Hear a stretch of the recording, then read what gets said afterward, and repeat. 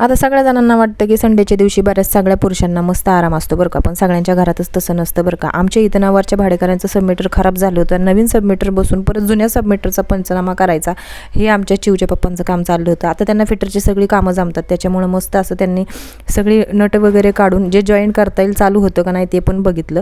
पण एवढं मात्र माहिती कळली की एवढीशा सेलवरचे सबमिटर चालतं. मग काय चांगले चांगले नट वगैरे सगळे काढून घेतले, अख्खा पंचनामा करून ठेवला आणि मस्त मी पण त्यांच्या शेजारी बसले होते त्यांना कंपनी द्यायला. मग काय सकाळी सकाळी पहिले हे महत्त्वाचं काम करून घेतलं, आंघोळ वगैरे करून नाही का मग रात्रीच नाश्त्याला मूग भिजत ठेवले होते. आणि तुम्हाला माहिती आहे मी हेल्दी नाश्ता नेहमी करत असते. मग काय त्या मुगामध्ये मस्त असं लसूण टाकला, वाटलेली लाल मिरची आणि एखादी हिरवी मिरची टाकली, नंतर मीठ पण टाकलं, छान असं बारीक करून घेतलं. आणि नंतर हे बारीक झालेल्या याच्यामध्ये जे जे काही इन्ग्रेडियंट टाकले ना त्याचा व्हिडिओ मात्र मी तुम्हाला उद्या शेअर करेन, हा पूर्ण व्हिडिओ डिटेलमध्ये. मग काय तेलावर नाही तर तुपावर मस्त असं हे धिरडं ना छान असं भाजून घ्यायचं. मस्त असा लहानांसाठी मोठ्यांसाठी हा नाश्ता तयार. तर चला आजच्यासाठी एवढंच, बाय.